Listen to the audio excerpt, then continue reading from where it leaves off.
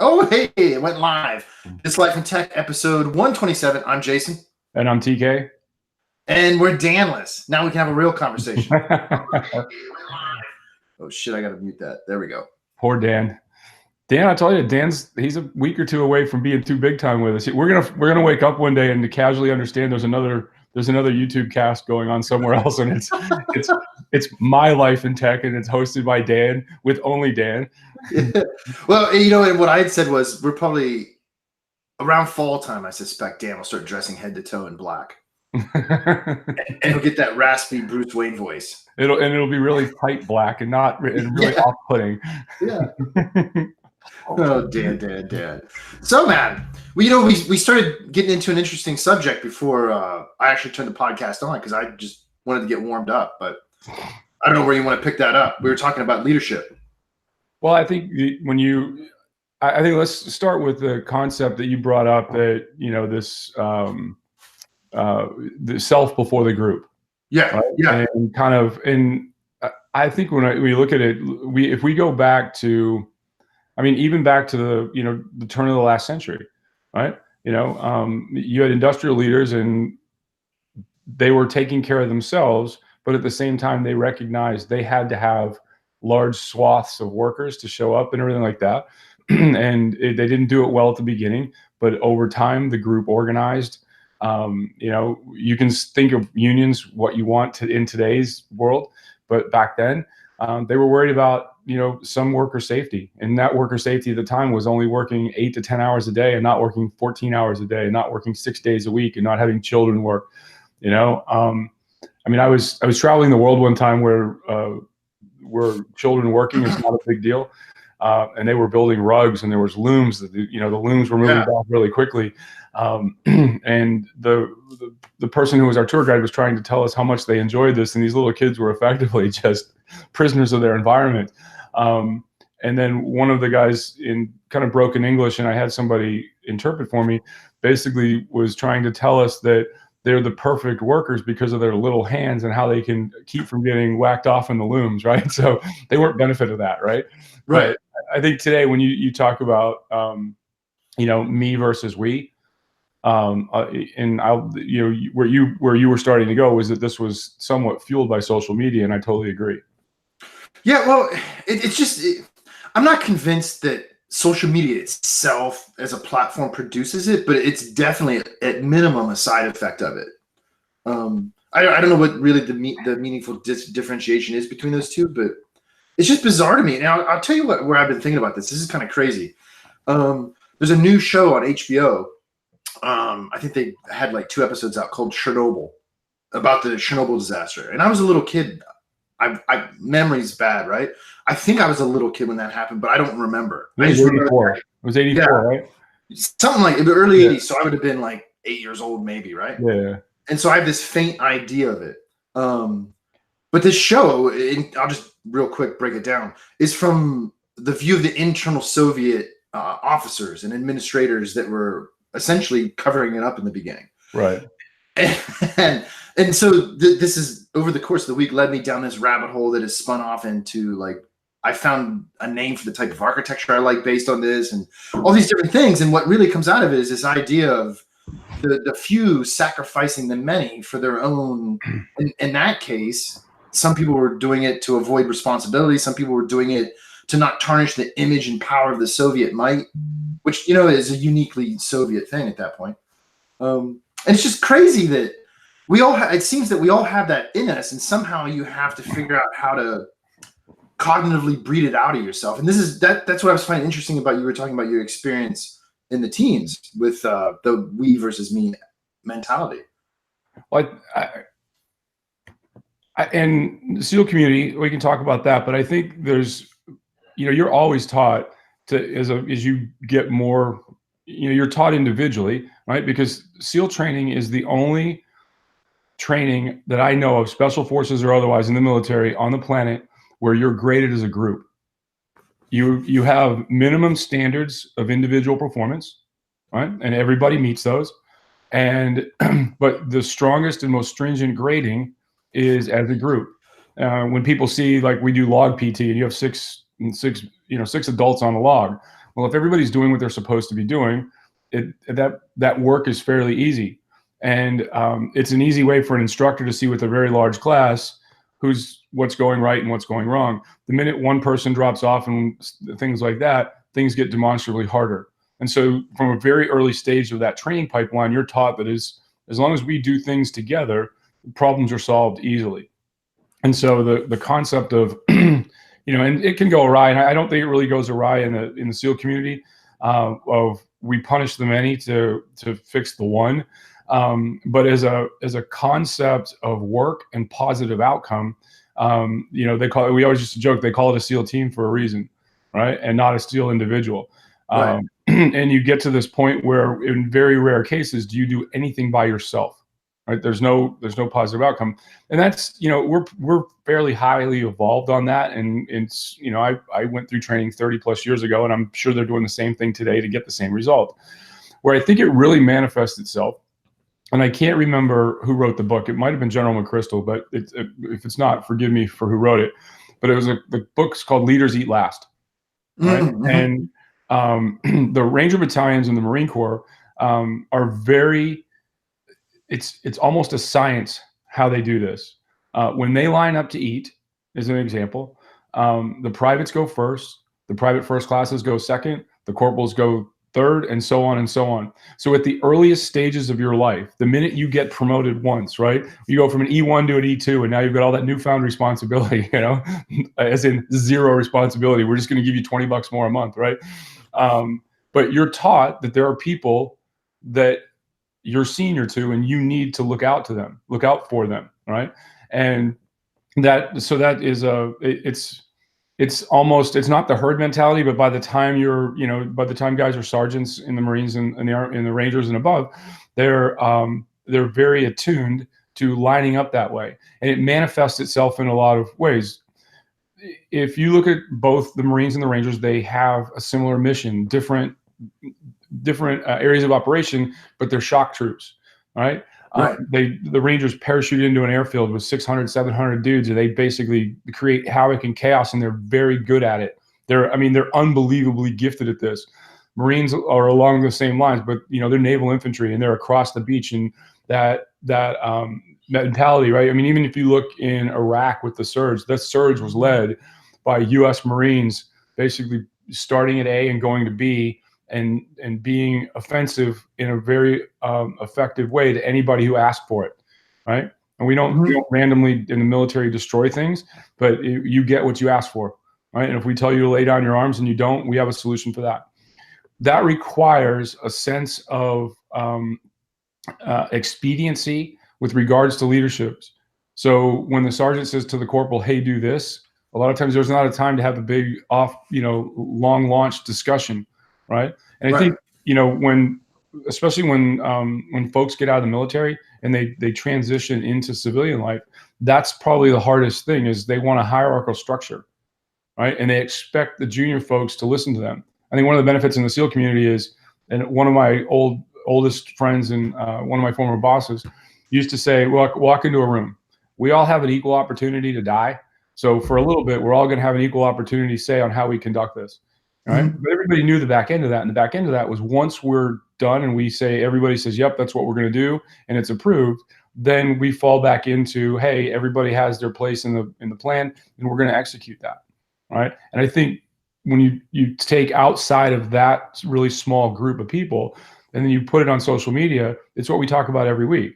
Good behavior and bad behavior is amplified by social media, and the volume knob is turned up to 11, and they broke it off. Yeah. Well, and at the same time, like given where I grew up and the culture I was in, sports were really important to people. And growing up, it wasn't unusual for somebody to have this aspiration of becoming a professional athlete, particularly around football, right? Yep. But that was like it. You know what I mean? Like, that was your big lottery ticket, so to speak, in terms of how you could take your own human performance and convert it into capital. And I think now this is another interesting side effect, is that there's so much content produced by people that portray the appearance of becoming, let's say, extravagantly wealthy off of that dream is somehow, I don't know if it's diluted or diffused across a bigger population. And the idea is that, well, I don't have to like go get beat up at football practice to become a millionaire. I just need to get a viral video of 30 seconds long with me flashing my ass. I don't know. You know what I mean? And that really produces a weird psychology, I think, that emphasizes the bad parts of what you're talking about. Fame as currency. Yeah. Right. You know, Right. It's, I've got 1 million followers. I mean, it's that odd dynamic where Instagram and other social media platforms are talking about obscuring the likes button. Right. Right. And again, that's some psychological / social gerrymandering, which, that's a personal problem. In my point that if you value that little thumbs up in the bottom more than you value like the content that you're trying to drill out there. Right. But I also think that, when you talk about the ability to monetize what we're doing now, right? I mean, we have roughly 175 people that follow this on a regular basis. If we had 1,750,000, we wouldn't have to go hunt out potential advertisers. Right. Oddly enough, they would show up to us because we have a cross section of the population that's large enough that somebody would say, hey, what these guys talk about can be a value add to my brand.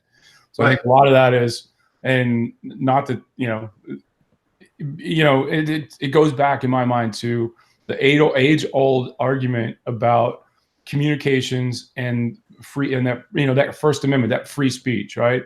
We started out, I think we talked about this about 3 or 4 weeks ago. We started out, the town crier would come out and everybody would listen because we were a nation of agrarian dumbasses and very few people were literate, right? Mm-hmm. Then when people started to read, we invented the printing press. And so, but it was always one to many, right? Yeah.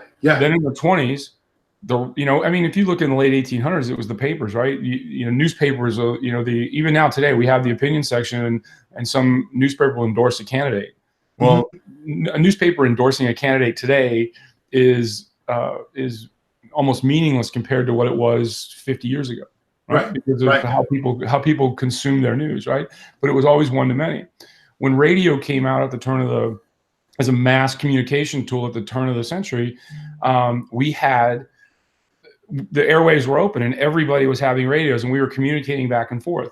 And then what I refer to as the first great theft by the public domain is we absconded with the airwaves and you couldn't communicate, you couldn't use certain spectrums. And some of that was for very good reason, but some of it was, are you kidding me? I got to go pay for electrons now. Yeah. What effectively that did was make it a one-way conversation again. Like my grandfather would say, hey, it's time to go watch the radio.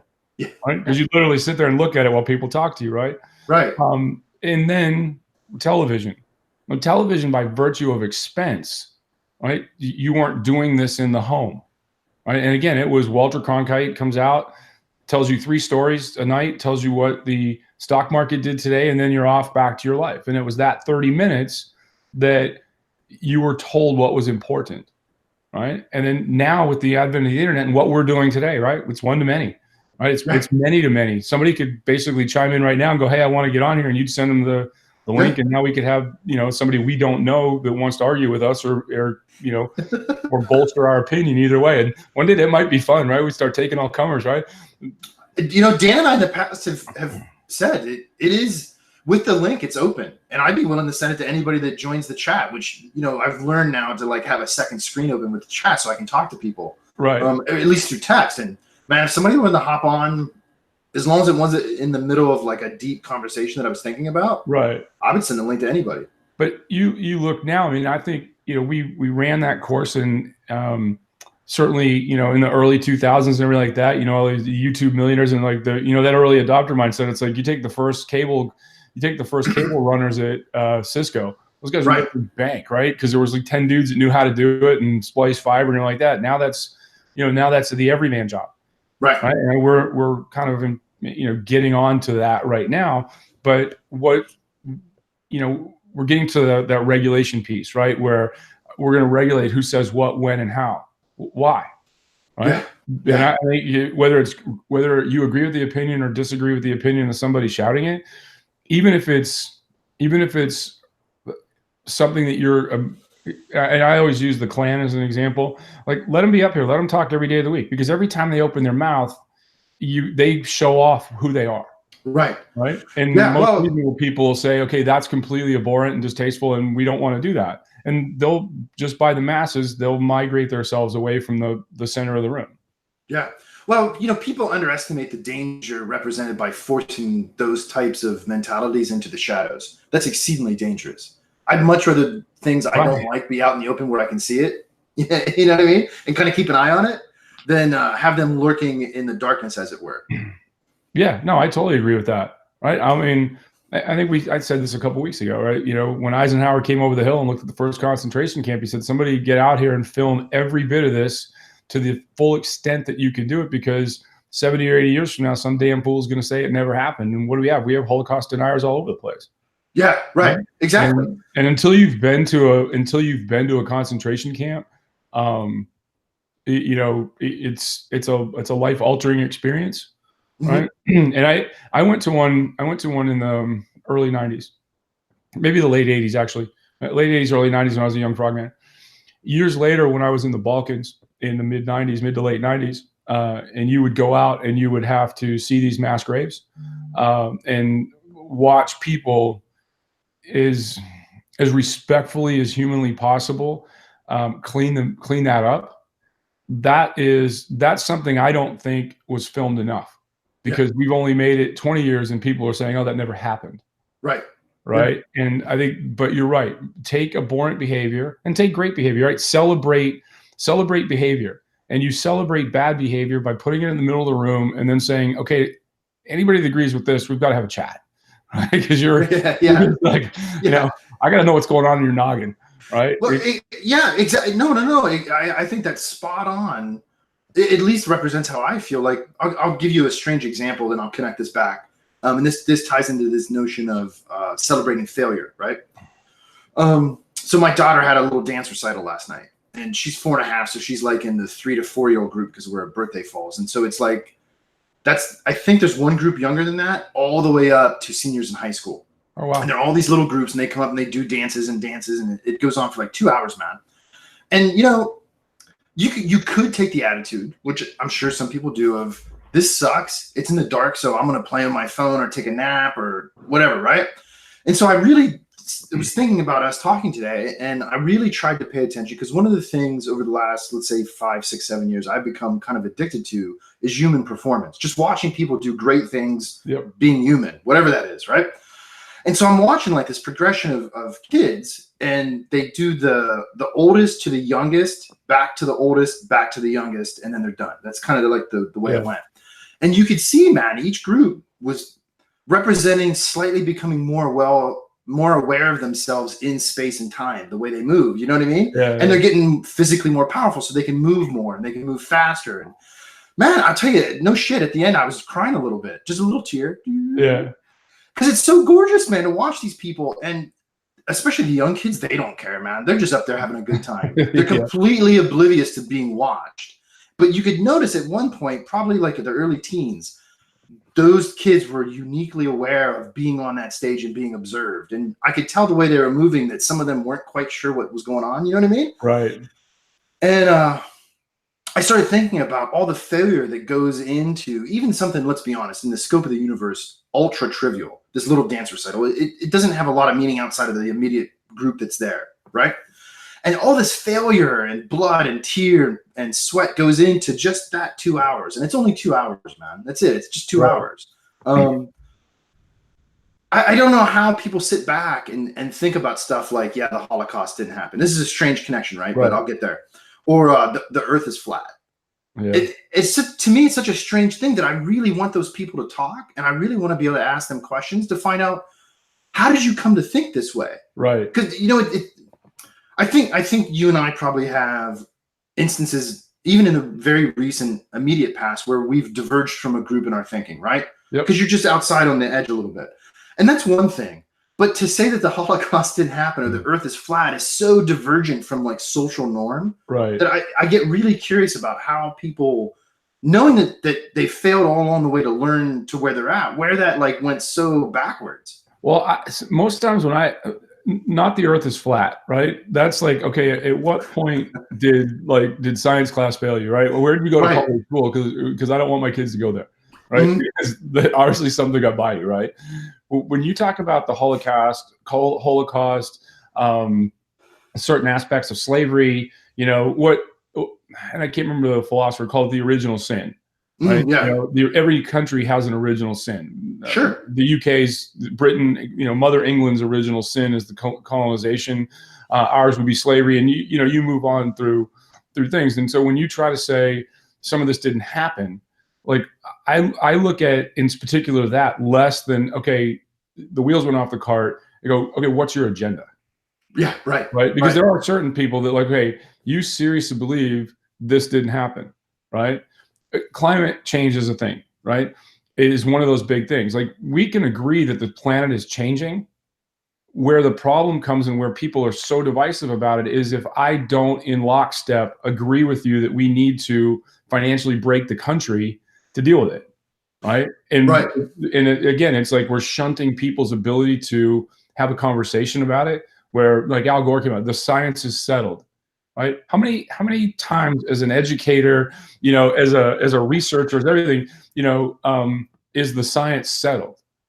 Right? That's why it's a cyclical method. It's never settled. If we had talked about that the minute the polio vaccine was done, we'd have been dead from a whole bunch of other really bad stuff. Yeah, right? yeah, exactly. Right? And so that's like I look at that piece, right? But when you talk about like that, with the kids, right? Eventually, the kids realize what in like theater terms they call the fourth wall. Yeah. Right? And there's a great play that's been going on up in DC at the Kennedy Center, one of the little theater labs for, I don't know, 20, 30 years now, if it's been going on a day. I know it's been going on at least 20 years because I've been going to it on and off for 20 years, right? And I know it went on at least the day before I went to it because I was reading about it, and that's how I ended up there, right? Right. But it takes place, it takes place in a barbershop or a hair salon, I mean. And it's the main character is this flamboyantly gay dude that cuts hair, and people are roaming in and out of the shop, and everybody in most ways knows each other somehow. And at the end of the first act, there's a murder off stage, gunfire. Right at the beginning of the second act, people come in, and what it is it's about being observational, right? And so where parents and everything, you say that, people are on their phones, they're doing their thing, and they're like, okay, because they assume presence works with the kids. Yeah, right. I am here. My child's going to know I'm here. Now I can go about my life exterior to being here, right? And so this is going on. If you're not paying attention, all of a sudden, if you are paying attention, I should say, you notice that the stories that are being told are inconsistencies. And in reality, if you talk to police officers and law enforcement, if you ask 10 people what they saw at a traffic accident or some fatality, you're going to get 10 different answers, right? Because of the level of attention, how their proximity to it, how they feel about the person if they know them, and all those other extraneous things that lead you to your core belief system. There's enough inconsistencies when the actor's doing it. All of a sudden the lights come on and the actor turns around and says to the audience, he's like, and then he's like, what do you think? And the rest of the play is audience participation, and it turns that fourth wall in reverse. Yeah. And the last time I saw it was about a year or so ago, and I was sitting next to this big group of high school students, which the play is kind of racy, and I'm like, anything younger than probably a sophomore, junior in high school, it was like, okay, we got a thing. But what we noticed, I think what the audience noticed by the end of it is that group of high school students were the only ones that really were paying attention, because they were like, that's not how that happened. That's not, and they were the grand dissenters from the audience, because everybody else was just there, in air quotes, enjoying a night at the theater. Right. And that's, it's one of those things, and it ends differently every night based on audience participation. And you, in the microcosm, because it's the same with my daughter in basketball. When she was 7 or 8 years old, she didn't know that people were watching her. She was out there dribbling the ball, having fun. Right. Now, and largely it's bad behavior of parents and others in the stands yelling and screaming during the game. And I'm not going to say I've never been that dad. I'm not that dad anymore, but it's hard sometimes, right? Because the protection comes in. Usually it's about, the perception of what the refs are doing, right? Right. But now there's even, that pressure, right? Michael Jordan, Michael Jordan's considered great because more times than not, he overcame the pressure. But Yeah. his life is defined by failure, right? Sure. I mean, there's like a Nike ad out that says, 26 times I was given the ball and entrusted with the last shot. And he goes through this litany of times where, because we only remember in life, we have that memory in personally too, right? And that's, I think, in personal growth and development, it's the minute you can go, I effed that up, and maybe nobody knew I effed that up, but it's becoming accountable to self. Right. Is you start to have better accountability to others, right? And there's times in my life, and everybody, where even the SEAL community, it's like where I was awful at that, right? Because Sure. over a 20-year career, you can get myopic, you can get bored, right? And and everything else, because at some point, that for me became a job, right? And it wasn't this grand, you show up with ideas of greatness and things like that, being on a higher plane and doing great and things like that, right? But at the end of it, it's a job. Right. And everybody I knew did that job, and I hung out with the same guys largely for 20 years. And after a while, you're like, it's how do you continually motivate yourself to be great every day? And it's a struggle. And I'm much better at it today than I was 15 years ago, 20 years ago. Well, I think you would agree then.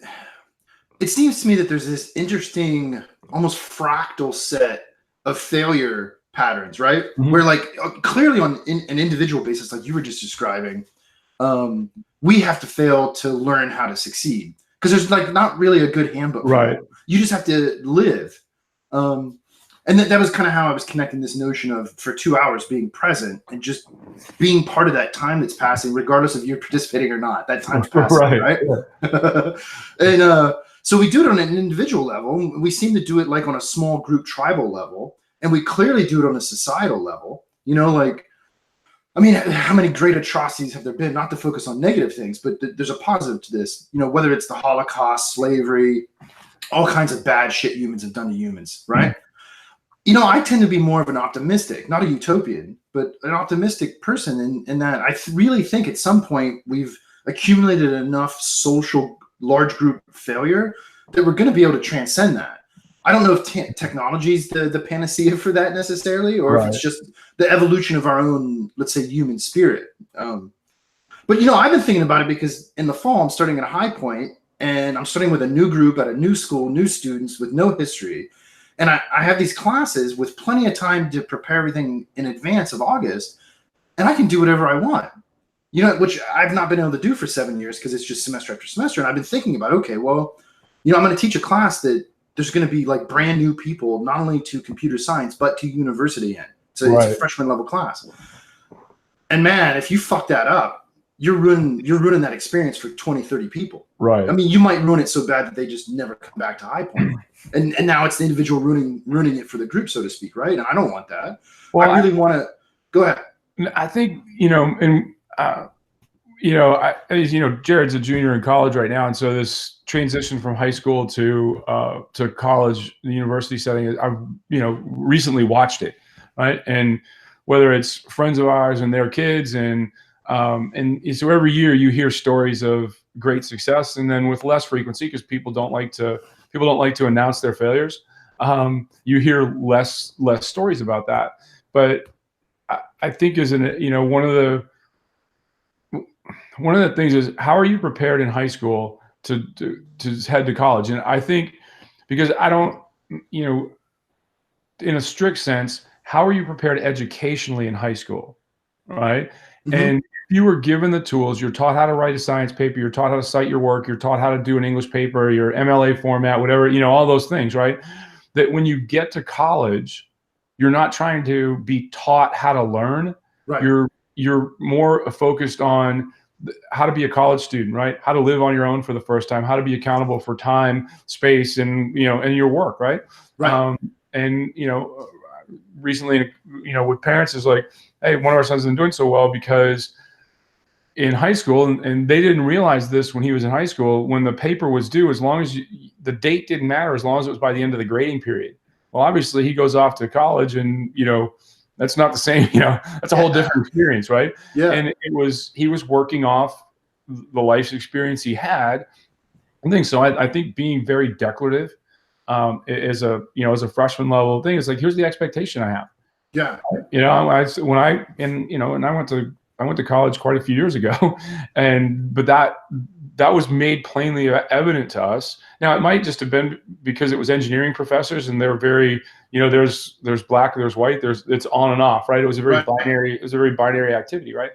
And so when you see that and you hear that, I think sometimes, when we were talking about university professors and being tenured and how we account for competence, I think sometimes they get in its autopilot, right? Because how many doctors actually teach a freshman class?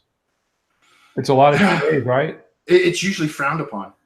Right. Yeah. But I think it's usually important. It's because, mom and dad Jones and mom and dad Smith are paying for that education, and especially in families where it's first generation college students, they're expecting Dr. Pittman to stand up and educate their young child, not, hey, I'm trying to pay for graduate education, and so I got to teach this class, and it's impacting my research, right? Yeah. Well, so what I've started to clue into is maybe the mission. I'm speaking for myself viewing this experience, right? Maybe the mission is to figure out how I can get a group of people to maximally fail as fast as possible, right? So that they can overcome that with no penalty, right? I mean, I don't want people to fail like in a grade sense, just fail as in figure out knowing what you have to accomplish at the end, whether that's in a month you have a paper due or whatever, right? Maximally fail iteratively in small chunks with no penalty. So, there's a safety net there so that you can quickly figure out, how do you get even the easy logistics out? How do I show up to class 3 times a week? Because nobody's responsible at that point except for you. You right? Right. And that's a hard concept. I had that problem too my freshman year. You know what I mean? Everybody does, right? Yeah. I have a friend of mine, and his name's Gene Peluso, and I'm going to say his name because he's a public figure. He's the Commandant of Cadets at the Citadel. He's a retired SEAL captain. He's one of my favorite people on the planet, and he's a great leader of men. When he retired, he went back to be the Commandant of Cadets there. Early on in his career, I asked him, I said, hey, boss, how come you went to the Citadel and not, the University of Michigan or some big public university? He's like, because I knew me. And at that point in my life, if somebody wasn't telling me what to do from the time I got up till the time I went to bed and holding me accountable, I didn't have the personal accountability in my life. Right. And all the service academies are that way, right? Every minute of your time is occupied, and to train leaders, you're actually probably put at about 125% quota, so that you learn to prioritize. Right. Because everything is not a problem 1A. Right. And the quicker you learn that it's 2, 3, 4, and 10, you can prioritize. Right. And I've always said that, in that if any of my children wanted to go in the military after school, I'd rather, because if you can get into one of the service academies, you can get an ROTC scholarship. And I'd rather you have go to a big public university where you have to make adult decisions and you can fail gracefully in the anonymity of 30,000 people. Right. I mean, I'll tell you a funny story. So when my son went to high school, he came from a different school into the Catholic system, different private school, but academically it wasn't as robust. Let's just leave it that without besmirching these guys too badly. Right. And when he got there, like in the first 3 weeks, he's failing every class. And then we get a note home from school. It's like, do not worry. Every student is failing, right? This is the learning process, right? We're holding them accountable for their actions in a way they've never been held accountable for. And magically, that curve of grades slid up, not because they were norming it, because those beginning requirements, those beginning, deliverables, so to speak in business terms, those beginning deliverables counted so little towards the final grade, because we're here to educate your child. And that's not just through, and you can see it now, like at the beginning of every quarter, something will change and your kids will come home and their grades will dip a little bit. And you just have to go, okay, I'm not going to flip out about it, because as it goes through, you'll see everything come back up, because here's the expectation. Okay, you didn't think we were serious about the expectation. Yeah, right, we know that, because you're 14 years old, and now we're gonna help you do that. And I think that what you're talking about is, especially when it comes to education, is what do we expect from children, right?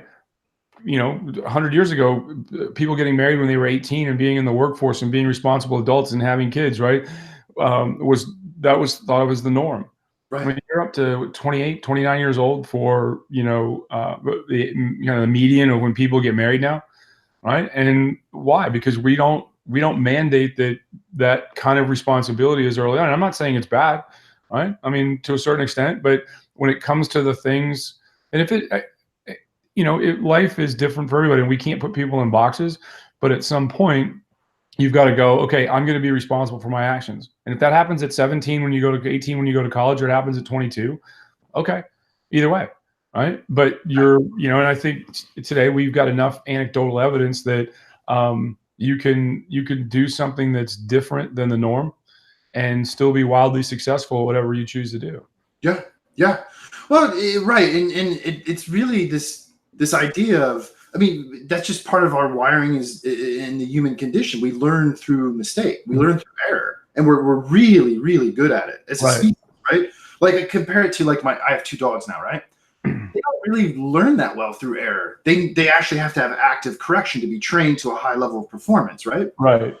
Whereas, for a lot of normal average people, you can figure out a lot just by trying it. Yeah. You know what I mean? Yeah. If the errors aren't fatal, of course, right? Right. Well, I think like sports, dance, things like that, where you have to be out. You can fail in silence, right?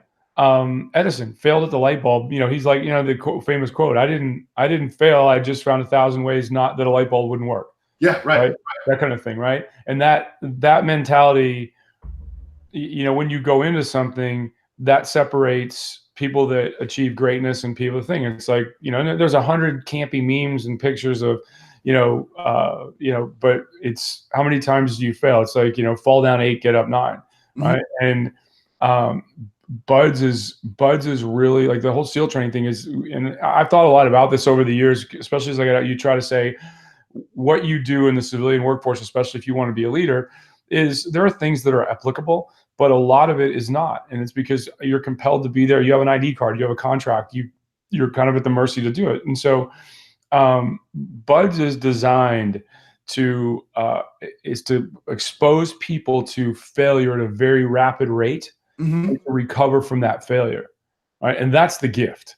Right. People talk about discipline, people talk about everything, but it's your ability to fail fast and go, okay, that wasn't fatal. I'm going to go on and figure this out. Right. And do it amongst chaos.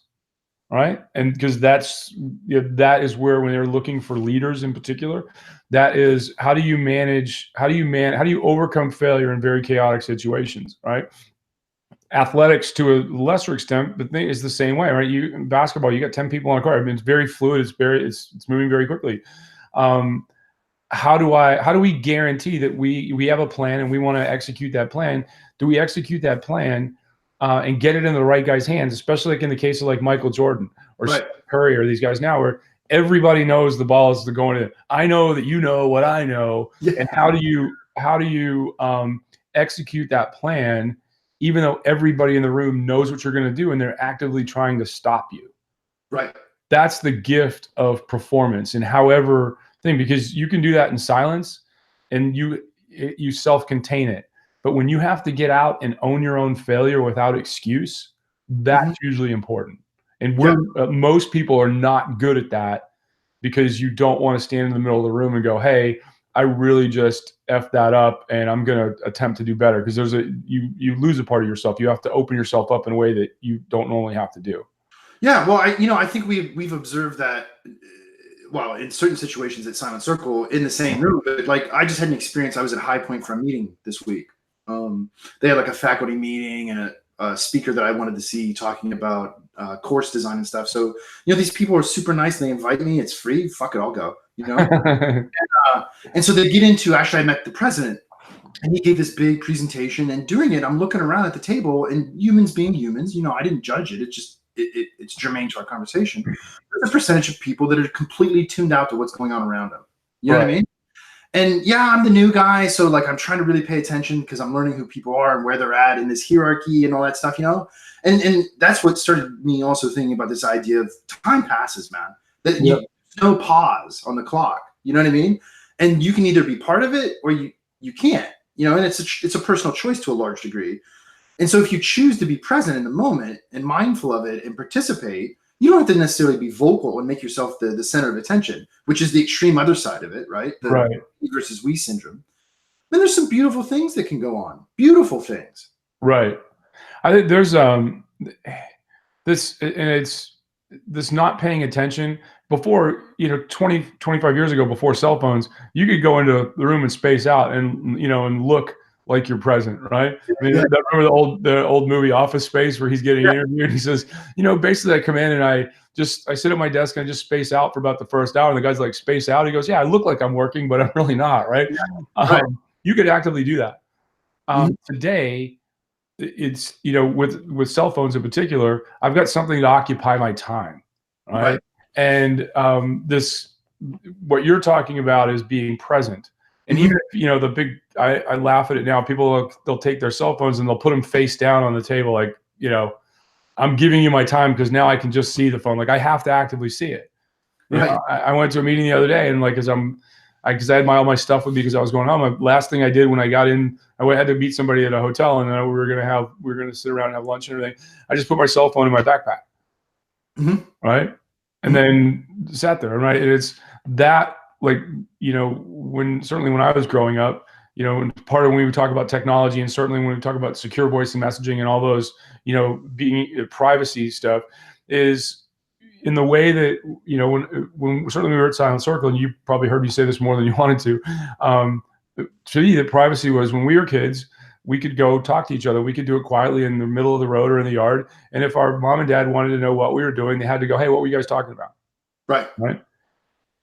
That's what secure voice and messaging is, right? Is somebody having to come to you and say, hey, what were you guys talking about? So that you're cognizant when people are watching you, right?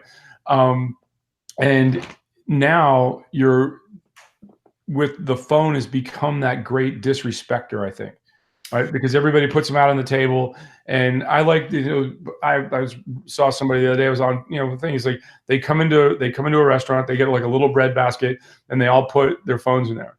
Yeah. The person to grab their phone pays for dinner for everyone. Right. And so you're kind of, it's like you're legislating good behavior.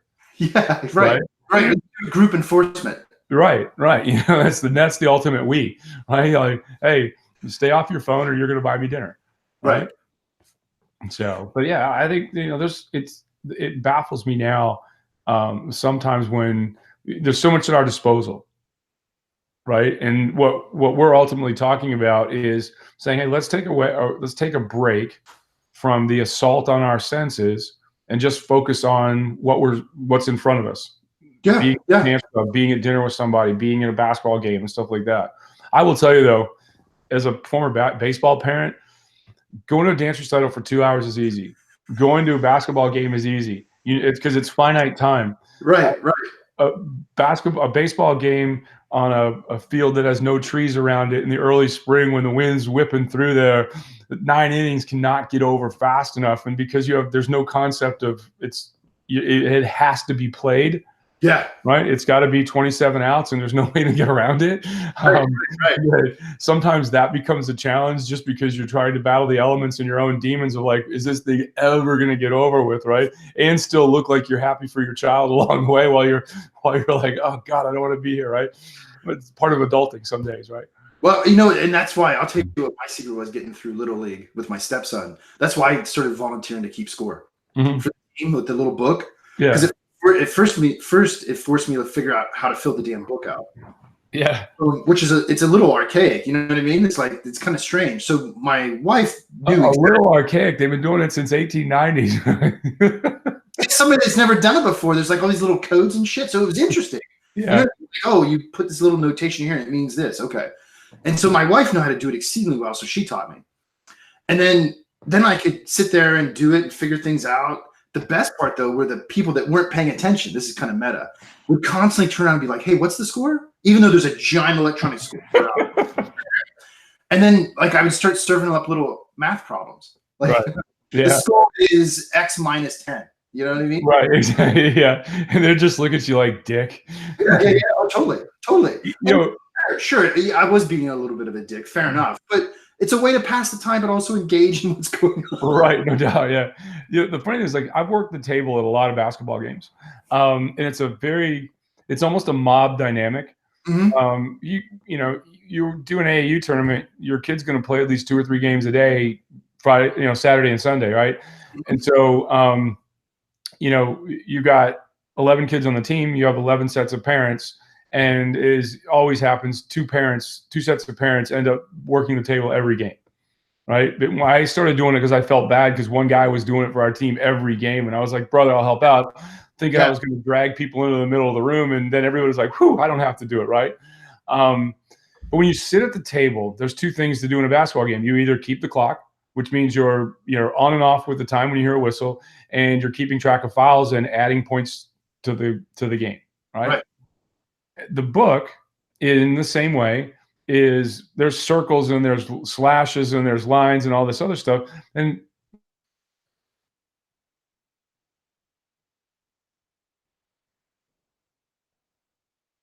Can you hear me? you locked up? Yeah, I'm good now though. Okay. I was like, That was and, weird.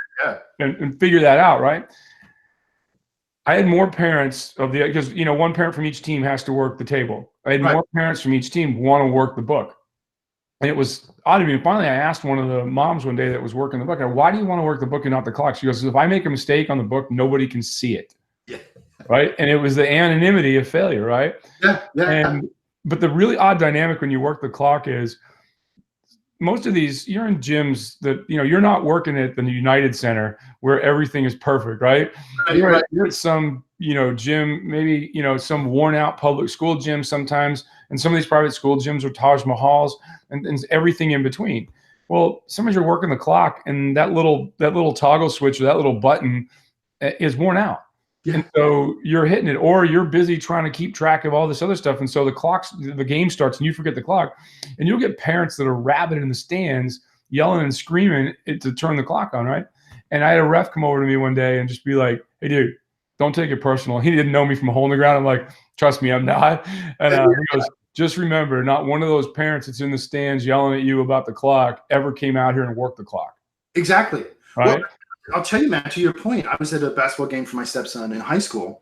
And man, it's like high school kids that are like on the junior team or even the junior high team working the clock. Yeah.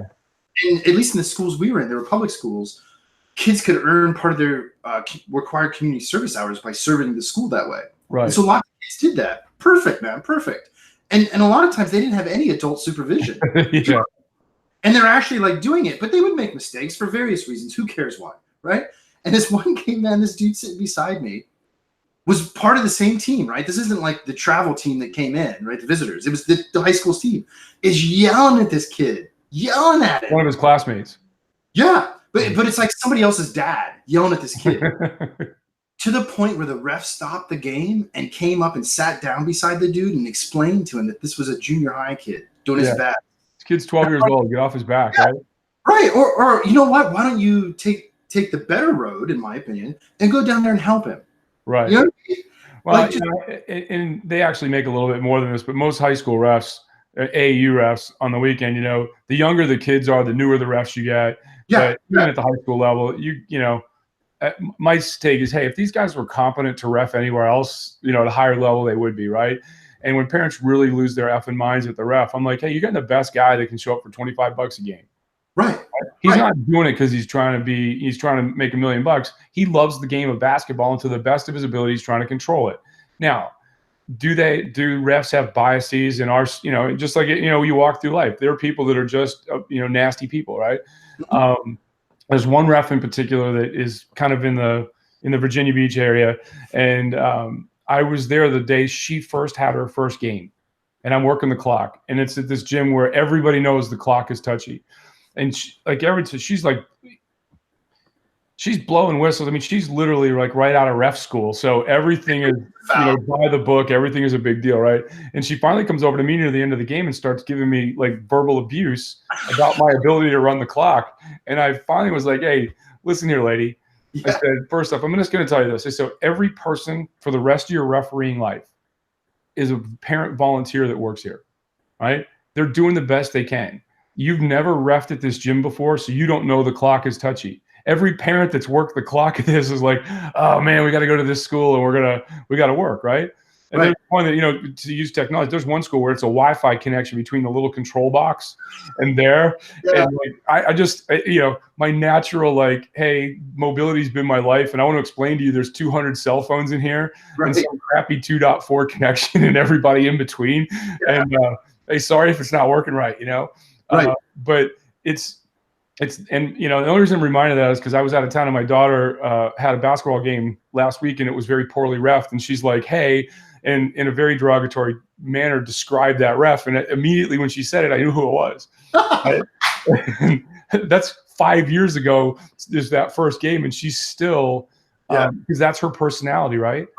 Right. And she's out there. She's satisfying some demon, and that demon is to be in control. Yeah. Right. Did you ever read that study? There was a study done. It was some guy did it for his PhD in psychology.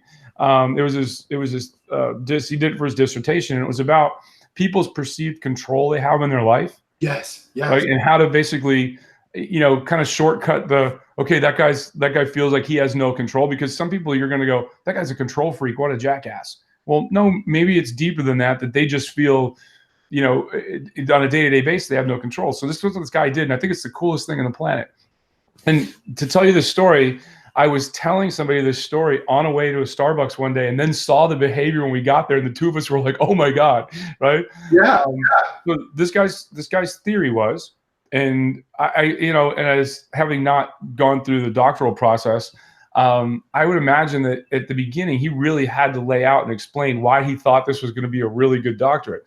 Mm-hmm. What he wanted to do to prove his theory about people having or their perceived lack of control in their life was to go to Starbucks and get Starbucks to say, hey, can we put researchers there, question askers, to sit there and listen to people make an order? And once they've made an order, ask them questions, note their order, and then ask them questions. And then from that information, extrapolate where that things. And what they found, and this was thousands of customers, literally thousands of customers, not even tens of thousands of customers. But what they found out was that the more you deviate from the standard menu, the less perceived control you have in your life. So I want a half pump of this, no pumps of that, twice this much. Mm-hmm. I want soy latte, foam, nothing, and 3 shots of air on top, right? And the person that relayed this to me and sent me on the thing goes, and at the end of it, he goes, how do you like your coffee? I'm like, what do you get when you go to Starbucks type of thing? And I go, I just usually get a black coffee. Mm-hmm. And he started laughing and we walked away, right? I'm telling one of my coworkers this when I'm in Coronado, California. We're on the way to go to work. And we pull in and we're at the Starbucks in Coronado, California. We're standing in the corral getting ready to go. And this lady with her phone, like in complete lack of manners and it's just like a behavior that I would like want to like smack my kid in the back of the head if they ever acted this way. She walks up and like you can tell she's messing around on her phone, and she puts her phone in front of the guy's face and she goes, "Make this." And when she turned her phone around, we could see it. It was like the drink name, and then this long laundry list of modifications. Right. And and my buddy Morgan looked at me and goes, "All right, now we know." Yeah. Right? Because he's the same way as I am. Like, give me the coffee that was just made most recently. Yeah, right. Right. Yeah. If I want to feel extra special, sometimes I'll ask for a shot of espresso in my black. Yeah. And they don't consider that to be off the norm. Right. Exactly. It has a name, red eye. Right. Exactly. But I mean, and I've brought that up to Starbucks employees, and we kind of joke about it because especially when it's somebody in front of you or behind you that makes one of those bizarre orders, and you just look at the poor person there. Because that's always the person that's most likely to say, I said 3 pumps, not 2. And they actually perceive that they can tell the difference. Right. Right. And you'll tell that, and they're like, and I always get, it's the same thing. They're like, "Sir, you have no idea." I'm like, "No, actually I do." I mean, anybody, that's why I say everybody in life should be required to either be a bartender or a server at some point in their life. Yeah. Yeah. Or work retail, something that's like customer. Yeah, just something where you got to deal with the general public. Yep. And how people transfer their own emotion into the public space. Yeah. Because if somebody comes in, like when I was in high school, I worked at a sub shop, and people would come in and they order. Every now and then somebody would be really abusive. And at some point you just want to go, okay, what? And when I was 17 years old, I just wanted to mess with their sandwich and put hot peppers in it because they were abusive to me, right? Because that's what you do when you're a 17-year-old boy, right? When you got 3 other 17-year-old boys fueling that bad behavior, right? Exactly. you look at it now, even if, you've been out at restaurants and you hear somebody next to you just be incredibly inconsiderate of that person that's, busting their hump to bring food out to them. Right. And again, it's that fear, that's that failure, right? Hey, that guy that back there cooking made a mistake. Right. Right. I didn't ask for this. Okay. It's, hey man, I'm sorry, but I think I asked for this, right? Full well, but there's a way to ask for it to them and fix it. And there's a way to like shove it back in their face. And, that, and then, working at a place where they serve alcohol when I was in college, that breeds a whole different set of behavior. Yeah. Right. And you can either just internalize it or you can say, God, I hope I don't behave like that. Right. Right. And I was just going to say, to wrap this up, because I want to go on a long bike ride today, dude. It's beautiful out here. But it's interesting because to me, this connects back to where we started with the me versus we. Right. And, as human beings, we have this really interesting psychological phenomenon to me that I've been looking at for a long time, which is, to put it in simple terms, we inherently try to instill order on chaos, right? And let's do that like in a moderate way, you know what I mean, to varying degrees. And then you get these extreme outliers on both sides. And there's this interesting phenomena that emerges out of this behavior where you get this type of projective personality where the less control and less order they have over their own chaos, the more order they try to project out into the world on other people. Right. Because they have the ability to do it for themselves. And man, that's like the ultimate expression of look at me and how important I am. And I don't give a shit about you as a human being. Like it's no longer I'm ignorant of what's going on around me. It's this hypermania of I don't view you as human. And probably more than anybody how dangerous that mentality can become. You see, even now, like I'll even in youth sports, like certain kids are going to be leaders, right? And you can't volunteer for that, right? I've known people of very high rank that I wouldn't follow to the bathroom, let alone walk out in the battlefield with them, right? It's like, you're going to get me lost. We're going to up the kitchen. I'm not going to be able to do what I got to do and all this stuff, right? But that usually the person that's in the middle of the room announcing, follow me the loudest, is not going to do that, right? University of Connecticut, one of the best storied women's programs in college history. When they asked Gino Auriemma one day, how do you get your starters and to basically, when you're up by 30, dive for a ball when there's 30 seconds left? He goes, they have a video. And at the beginning of each season, it's some of the most storied players in their programs diving for balls with the score up there. And he's like, and it's the value of having 10 McDonald's All-Americans on the team. If one of them doesn't want to do it, I'll go get somebody else.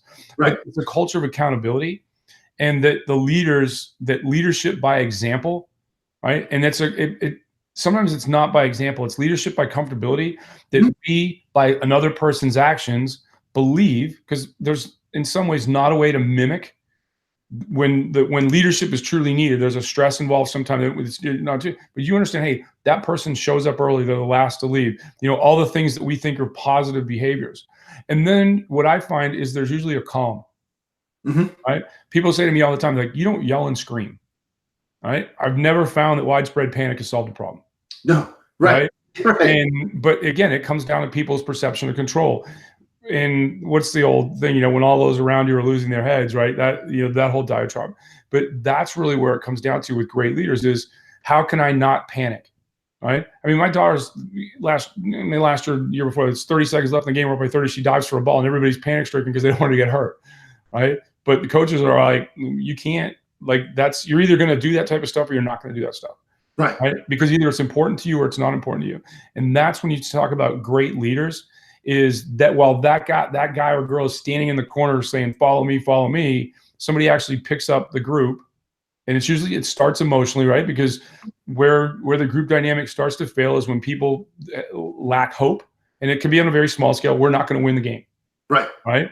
Or you're down by 3 with 10 seconds left, and somebody's like, hey, let's get a play going, let's go, and then pick it up, right? And that's part of the education process in life, right? And I think the more people get that, whether it's in team sports, team dance, all of those things, or your life experience, right? And all of that goes together to where now you can see and pick out those people. And what do? We celebrate those people. Yeah. Especially if they're not perfect, and especially if they've had past failure. Because that's the best of all of us, right? We're all imperfect, and we all make mistakes, and we all fail. And we tend to celebrate inordinately those folks. And it's like that people argue all the time, Michael Jordan's the best basketball player ever. Well, you may be, but people can argue KD, and we do it off this number of championships. Right. Like that's the base belief, right? Because we value winning, right? And how he got those 6 championships was through, in a timely fashion, with little time left on the clock, in that thing, give me the damn ball. Yeah, right. And he delivered. Yeah, let me show you.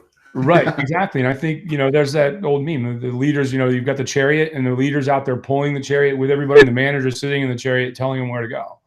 Right. Yeah.